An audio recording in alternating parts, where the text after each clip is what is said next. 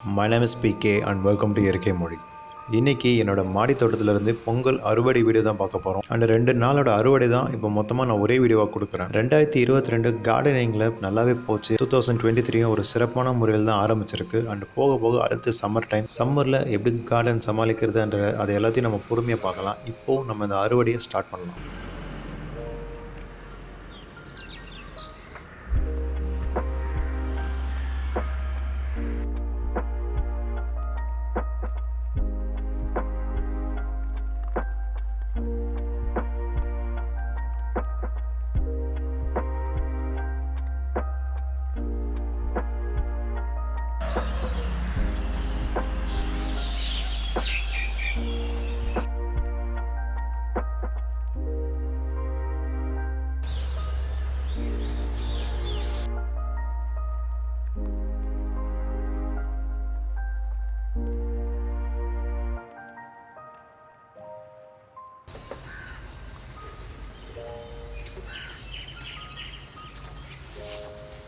அறுவடையை இந்த நீட்டமான கத்திரிக்காயிலேருந்து ஆரம்பிக்கலாம். இந்த நீட்டமான கத்திரிக்காயிலேருந்து நான் இப்போ எத்தனாவது அறுவடை எடுக்கிறன்றதே மறந்துட்டேன். அதில் நான் அந்த அளவுக்கு நான் அறுவடை ஆல்ரெடி எடுத்துகிட்ருக்கேன். இந்த கத்திரிக்காயோட வளர்ப்பை பற்றி வீடியோ போஸ்ட் பண்ணியே கிட்டத்தட்ட ஒரு 2லேருந்து 3 மாதத்துக்கு மேலே ஆயிடுச்சு. அண்ட் இன்னமும் அறுவடை நிறைய கொடுத்துட்ருக்கு. இப்போ அடுத்து இதை கவாத்து பண்ணிவிட்டு இது எப்படி மறுபடியும் வளர்க்குறதுன்றதை ஒரு எக்ஸ்பெரிமெண்ட் பண்ணி பார்ப்போம். அடுத்து இந்த கொடி தக்காளிகளை அறுவடை பண்ணிடலாம். அண்ட் இந்த செடியும் பார்த்தீங்கன்னா ஒரு 3 அறுவடை கிட்ட கொடுத்துடுச்சு. இப்போ இதோட ஃபைனல் ஸ்டேஜுக்கு வந்துடுச்சு. செடியும் காய ஆரம்பிச்சிருக்கு. இதில் இருக்க பழங்கள் பழுத்த உடனே அதை எடுத்துகிட்டு இந்த செடி நான் கம்ப்ளீட்டாக ரிமூவ் பண்ணிடலான் இருக்கேன்.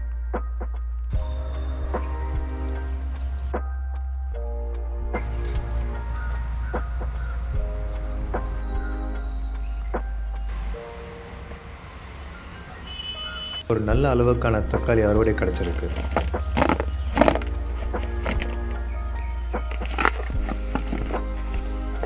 அடுத்து இந்த ஒரே ஒரு முள்ளங்கி அறுவடை பண்ணிடலாம். முள்ளங்கியும் அதுக்கப்புறம் தான் சம்மர் டைமுக்காக விதையெல்லாம் போட்டு ஆரம்பிக்கணும். அண்ட் அடுத்து நம்ம பீன்ஸ் அறுவடை பண்ணிடலாம். இது கரெக்டாக என்ன வைரஸ் டிசீஸ்ன்றது எனக்கு புரியலை. இந்த பீன்ஸ் செடி எல்லாமே பார்த்தீங்கன்னா இந்த மாதிரி மாறிடுச்சு. ஃபுல்லாக பூச்சி அடிச்சிருக்கு. ஆனால் அறுவடை பெருசாக கம்மியான மாதிரி எனக்கு தெரியல. அறுவடை கொடுத்துட்ருக்கு. பட் ஆனால் செடி ரொம்ப டேமேஜாக இருக்கிறதுனால ஸோ அறுவடை முடிஞ்சதுக்கப்புறம் இந்த செடியை கம்ப்ளீட்டாக ரிமூவ் பண்ணிடலாம் அப்படின்னு ஒரு ஐடியாவில் இருக்கேன்.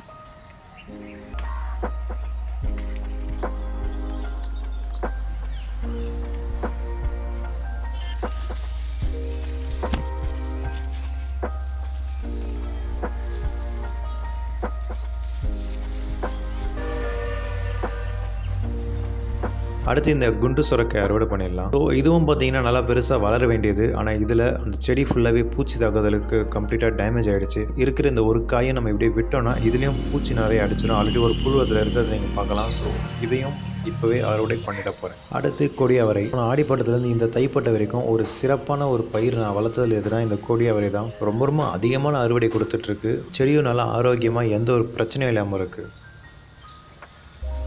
அடுத்து கொஞ்சமாக கருவேப்பிலை அறுவடை பண்ணிடலாம். கருவேப்பிலை ஒரு செடியை வாங்கி வீட்டில் வளர்க்குறப்போ அதில் இருக்க அந்த வாசனைன்றது கொஞ்சம் வித்தியாசமாகவும் ரொம்ப நல்லாவும் இருக்குது.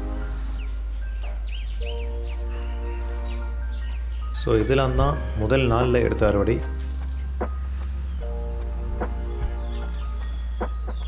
இப்போ அடுத்த நாள் பார்க்கலாம்.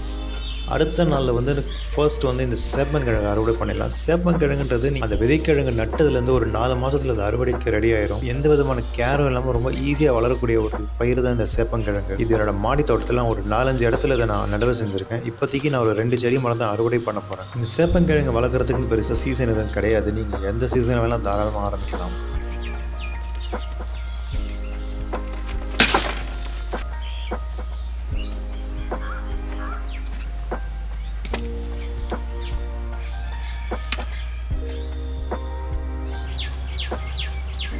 இப்போ அடுத்து இந்த சின்ன மண் தொட்டியில் வளர்க்குற இந்த செடியை அறுவடை பண்ணிடலாம். இந்த தொட்டி சைஸ்னால என்னன்னு தெரியல, இந்த ஒரு தொட்டிலேருந்து இவ்வளோ தான் அறுவடை கிடச்சிருக்கு. பட் ஆனால் ஓவராலாக பார்க்குறப்போ இது ஒரு தரமான அறுவடைனே நான் சொல்லுவேன். ஒரு 2 செடியை மட்டும் அறுவடை பண்ணதுக்கு இந்த அளவுக்கு சேப்பங்கிழங்கு கிடச்சிருக்கு. இன்னமும் நிறைய செடி இருக்குது அறுவடை பண்ணுறதுக்கு.